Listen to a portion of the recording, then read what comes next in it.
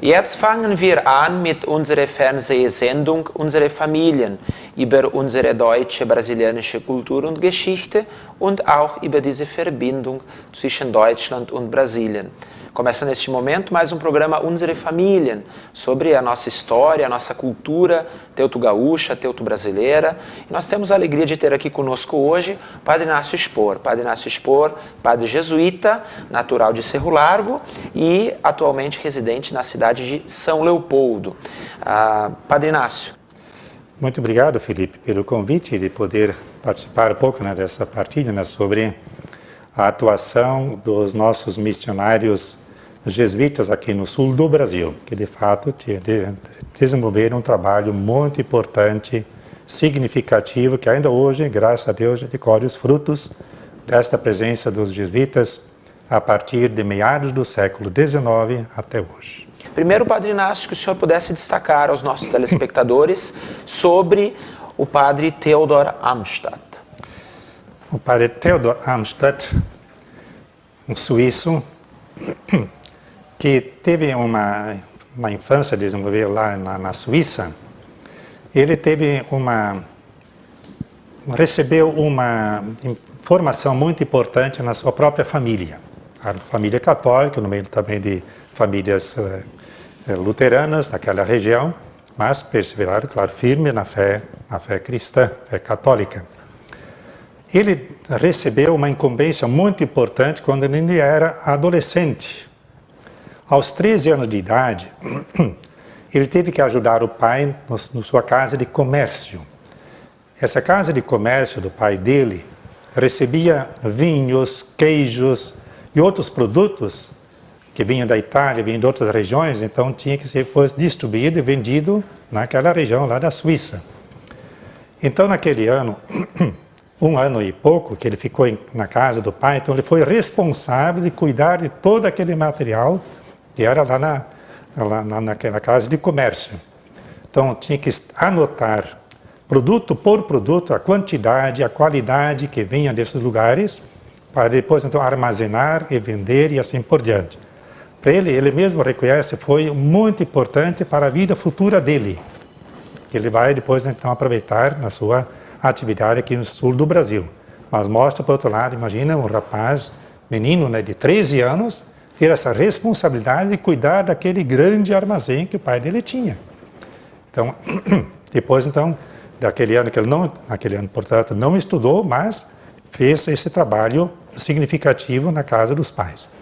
Depois ele continuou seus estudos lá na sua própria terra, depois foi enviado para a Áustria para fazer então estudos na Companhia de Jesus, que quis ser jesuíta, fez toda a sua carreira de formação nas casas da Companhia, que primeiro começou lá na Alemanha, mas devido ao Kulturkampf, isto é, a expulsão dos jesuítas da Alemanha pelo Bismarck, que era o grande ministro, chanceler da Alemanha, então não queria saber dos religiosos, então mandou todos embora. 1872. Então foi uma provação muito grande para os religiosos e graças a Deus encontraram acolhida na Holanda. Na Holanda tinha vários desses senhores que tinham suas propriedades, suas casas e mansões, então ofereceram aos jesuítas para poder acolher e estudar os seus religiosos. Grande parte eram estudantes e dezenas e dezenas de estudantes. Então acolheram e depois durante dezenas de anos continuaram naquelas mesmas casas lá na Holanda. Depois da Holanda também na Inglaterra, onde também puderam continuar os estudos. Porém, durante esses anos todos, até 1918, se não me falha a memória, é que só a partir de puderam voltar novamente para a Alemanha. Mas era assim, nesse dia essa presença. Então, o padre Amstadt fez essa sua formação na Europa, totalmente a formação na Europa, na Holanda, na Inglaterra, na Áustria e, claro, na sua própria terra natal, que era a Suíça. E depois ele então foi enviado ao Brasil, aqui no Rio Grande do Sul, onde então começou seu trabalho missionário em 1885. E o trabalho missionário, que foi muito importante, mas ao mesmo tempo o trabalho do padre Theodor Amstadt na fundação da Sparkasse, da cooperativa de crédito, e também em auxiliar os colonos a se associar, né? a cooperativar. Né? Se eu puder também destacar esta parte do trabalho do padre Amstadt. Antes de começar a falar desse problema do assunto sobre o cooperativismo, como é que nasceu isto? Porque o padre Amstadt já tinha conhecimento de um cooperativismo na Inglaterra. Naquele período de estudos que ele fez lá, já conheceu uma realidade que falava dessas cooperativas. E, primeiro, ele foi destacar para ser auxiliar na paróquia de São Sebastião do Caí. De São Sebastião do Caí, ele era auxiliar paroquial, então visitava as comunidades no interior, imagine sempre o lombo da mula, né? E as dificuldades de transporte eram, pode imaginar, na época mal havia estrada, não havia, isso não era o eufemismo falar em estrada naquela época. Então tinha que abrir picados no meio dos matos, dos morros, no meio de banhados e rios e assim por diante. Então visitava seguidamente, graças a Deus eu tinha uma ótima saúde para enfrentar as intempéries. Volta e meia, por exemplo, era chamar para atender uma comunidade ou alguém que estava muito doente. E então, claro, prontos, é uma prontidão impressionante para poder atender os doentes, dar-lhes os sacramentos e assim por diante. E nessas andanças dele, no lombo da mula, ao longo de anos e anos a fio, percebeu que muitos colonos estavam muito mal assistidos, muito mal mesmo. E então ele percebeu no decorrer dos anos que era necessário eles se ajudarem mutuamente. Não apenas católicos entre si, mas também com os luteranos. E é interessante que o padre Amstadt fez esse trabalho de fundar a cooperativa na linha imperial, município de Nova Petrópolis, na época não era município ainda, mas, no caso, em linha imperial, onde a maior parte das famílias eram católicas. Em Nova Petrópolis, praticamente só luteranos. Como aconteceu em outras localidades. Então, em 1902 é que então foi fundada a primeira cooperativa. Era um grupo pequeno, em torno, acho que não chegou nem a 30 pessoas, né, que eram sócios. Mas foi fundado aí, começou a acreditar nesse trabalho, na importância de ter essa caixa rural, assim chamada, né, cooperativa de crédito, que depois também foi difundida em outras comunidades, outras capelas ou paróquias e assim por diante. Para isso também recebeu o apoio, né, do padre Rick, do padre Lasperg e outros, né, como viram a necessidade de se ajudar e promoverem isto em todos os lugares. E de fato cresceu, se desenvolveu muito. Mas antes desta fundação da cooperativa, já havia, que o padre Amstadt tinha fundado, a Associação dos Agricultores Rio-Grandenses. Bauernverein. Começou aonde? Nessas comunidades do interior, como era Santa Catarina da Feliz, depois Harmonia, depois então foi para tantos outros lugares, né, que se foi difundindo. Então, nesse sentido, essa Associação dos Agricultores foi, por assim dizer, foi a semente para depois se difundir cada vez mais em outras e outras assembleias e associações em favor dos agricultores. Então, essa é a junção de esforços, que de fato deu certo.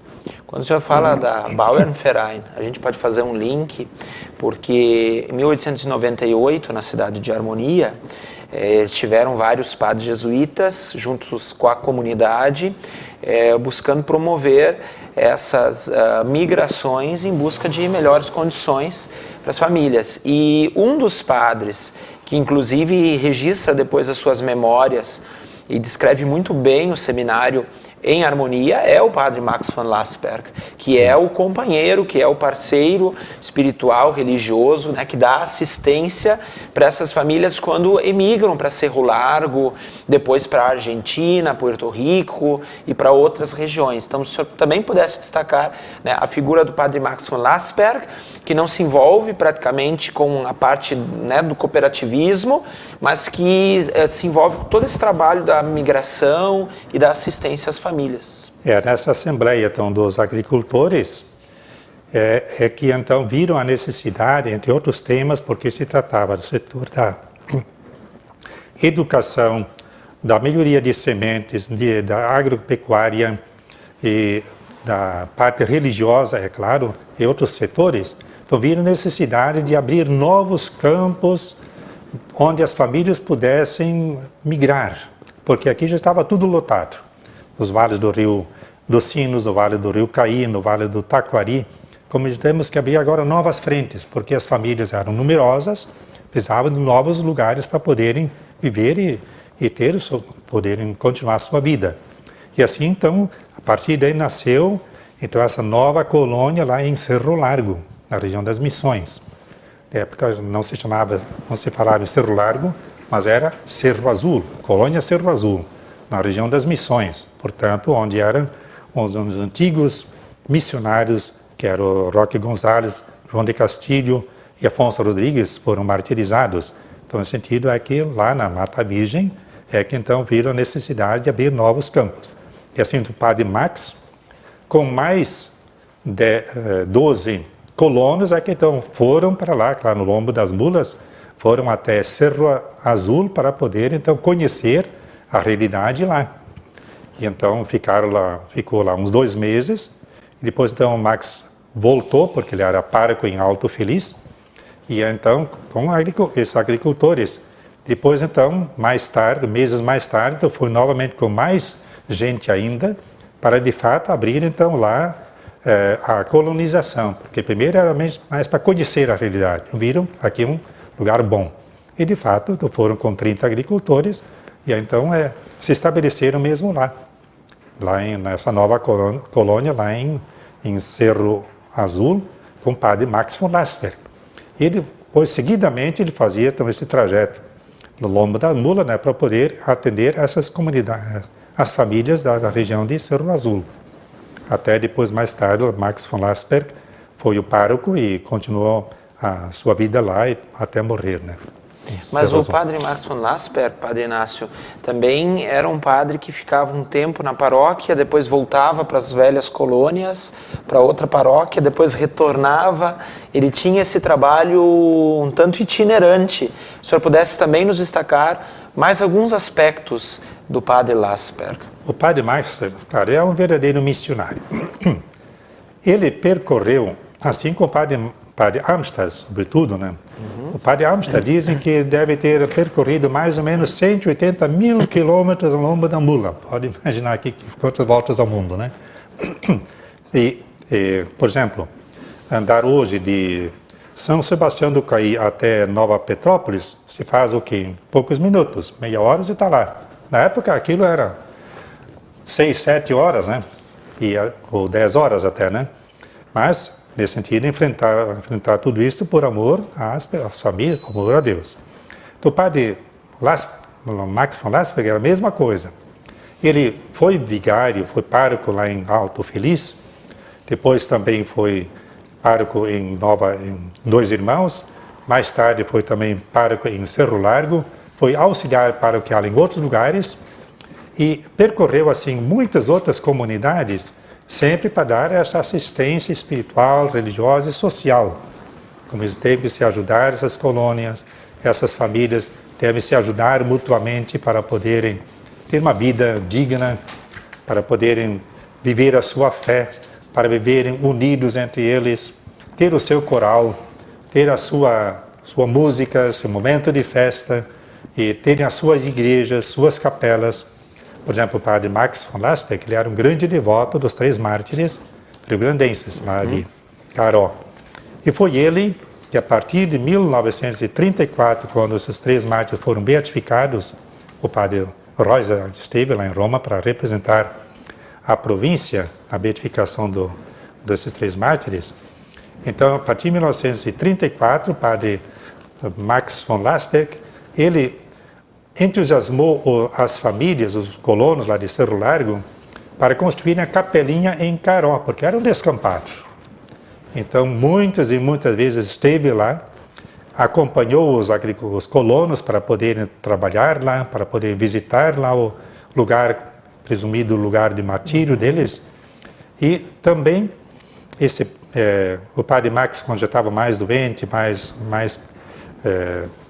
mais idoso, muitas vezes estava assim meio triste, meio cansado e tal e tal.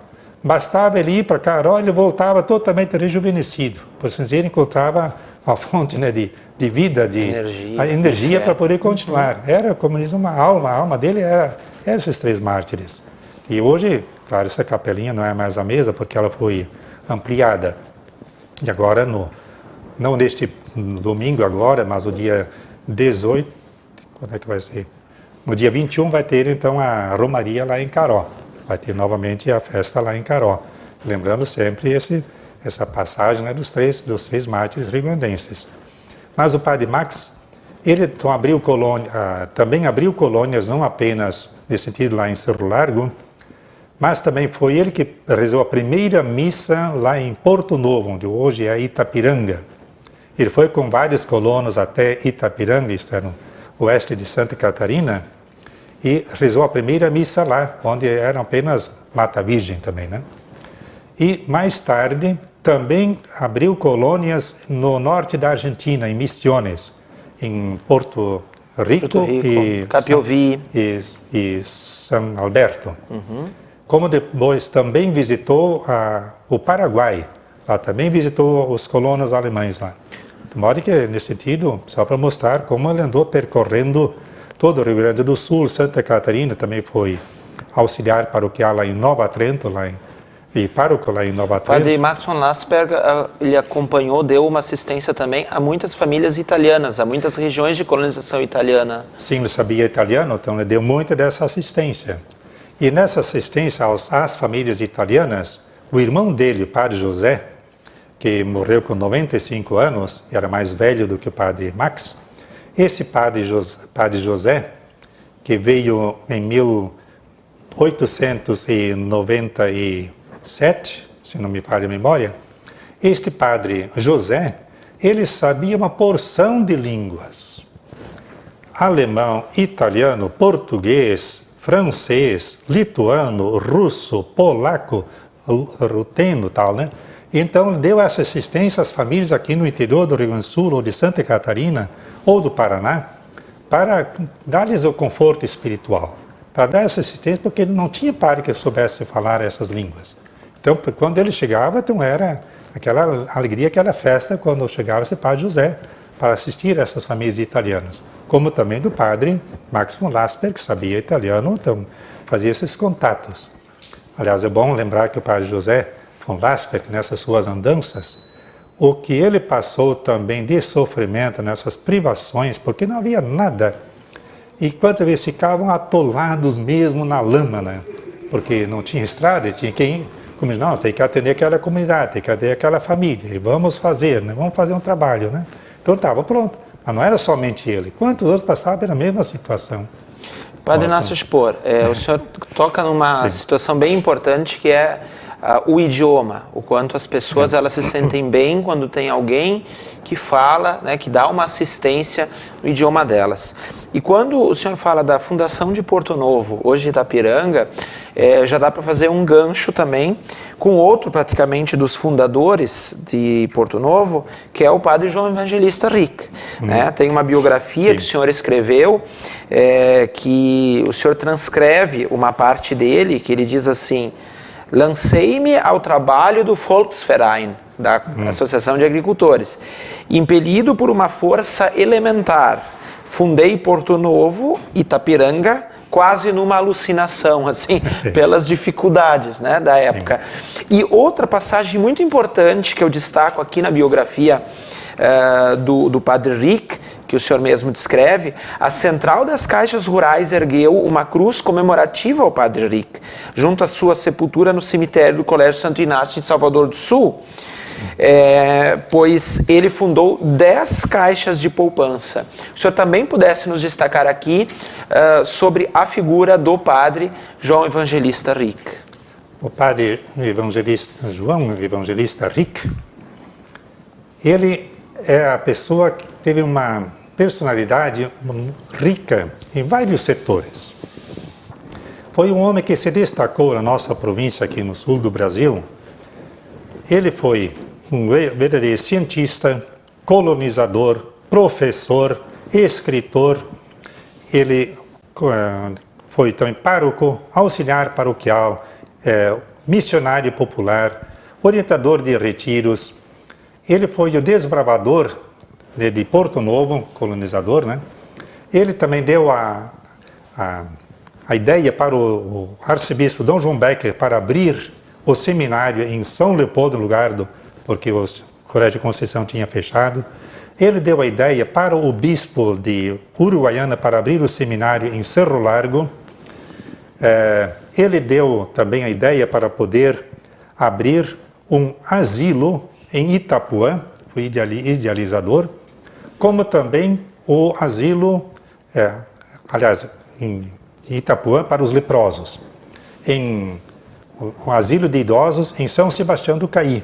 Uma hora que ele teve nesse dia uma visão muito grande. E esse Padre João Evangelista Rick, única, vamos dizer assim, setor de trabalho que ele levou para toda a sua vida, é o setor científico.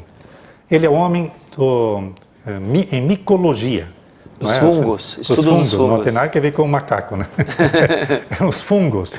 Então ele trabalhou exatamente nisso. Então ele tinha contato com cientistas do mundo todo. A começar na Itália, depois também na Alemanha, na Inglaterra, na França, Estados Unidos, Japão. Pode dar uma dimensão assim, sem falar de outros países. Tinha realmente contatos. Ele enviava suas pesquisas? Enviava os fungos e com nomes científicos. Não é no sentido meramente que achava uma graça, né, nos fungos, não. Ele copiava de fato, e mandava. Colecionava e já logo sabia pertence a esse tipo de coisa, essa espécie e tal, né? Então ele enviava mais milhares de fungos para toda parte do mundo, né? Então dizem, eu não conhecia, claro, ele morreu já. Antes do seu período. Em 1946 que ele morreu em Salvador do Sul. E este padre, pelo que os colegas que conheceram, me disseram o seguinte, que o quarto dele estava cheio de fungos, para tudo que é lado. Ao lado de livros, ao lado da cama, no corredor, em cima da cadeira, estava tudo cheio de fungos, porque ele trabalhava com isso, né? Mas disse que tinha um coração bom, era um homem boníssimo, atendia então para as confissões, etc., né? E dizem que ele também era um homem assim, realmente um homem alto e muito assim robusto, né? De fato, quando ele percorria esses matos para poder colher os fungos, então dizem que às vezes, por exemplo, ajudou a abrir uma picada lá de Fortaleza até Itapiranga, aqueles lados lá de Santa Catarina, ficou com 12 homens, aliás, com 7 homens ficou para abrir uma picada, não sei, de dezenas de quilômetros, lá no meio do mato. Ficava lá à vontade, né? Às vezes entrava no mato e não sabia onde que ele estava, né? Mas estava ele lá junto, né, para poder acompanhá-los nessas suas andanças. Aliás, Porto Novo foi aberto porque aqui o governo do Rio Grande do Sul não favoreceu a abertura dessa colônia. Era para ser nessa região norte e noroeste aqui do Rio Grande do Sul. Mas não teve chance aqui, então ele achou, bom, então vamos lá para Santa Catarina. De fato, assim aconteceu. Mas foi ele o que mexeu as coisas, né, para poder abrir colônia lá em Santa Catarina, lá no oeste de Santa Catarina, lá em Porto Novo. Padre Inácio, infelizmente o tempo é curto, então como a gente já está, né, quase na parte final, eu gostaria que o senhor fizesse aqui para nós, para mim, para os telespectadores da Vale TV, nas suas considerações sobre a importância, né, da história desses jesuítas e de a gente preservar a história deles, né, e das nossas comunidades. Primeiro, eu só posso agradecer este momento, né, de poder estar contigo, né, o Felipe, a amizade que já vemos cultivando há alguns anos, né. Mas queria lembrar a importância destes missionários jesuítas aqui no sul do Brasil. O que me chama a atenção, entre outras coisas, é esse grande zelo apostólico. Pois não, aqui nós devemos fazer um trabalho em benefício dessas famílias, para salvar almas, para ajudá-los na sua vida de fé, de crescimento, porque estavam realmente muito abandonados. Muito abandonados mesmo, porque vinha da Revolução Farroupilha, que deixou o estado do Rio Grande do Sul numa situação de lástima, e quantas depredações que havia também em escolas, em igrejas e assim por diante.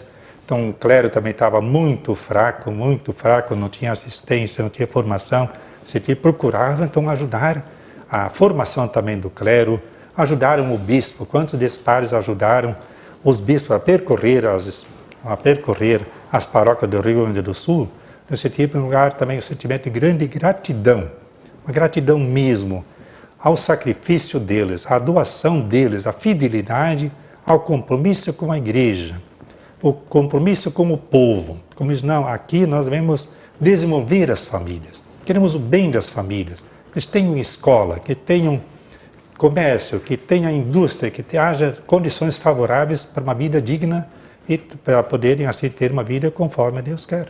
Acho que nesse sentido, poderia então dizer que é um grande fruto, uma herança muito positiva para todos nós que estamos colhendo os frutos. Obrigado, Padre Inácio. Obrigado também a todas as pessoas que nos acompanham aqui na Vale TV. Continuem nos acompanhando pelo canal 14 da NET, também pela internet, através do YouTube, através do Facebook, através da nossa página e do canal, onde você tem acesso a todas as entrevistas do Unsere Familien.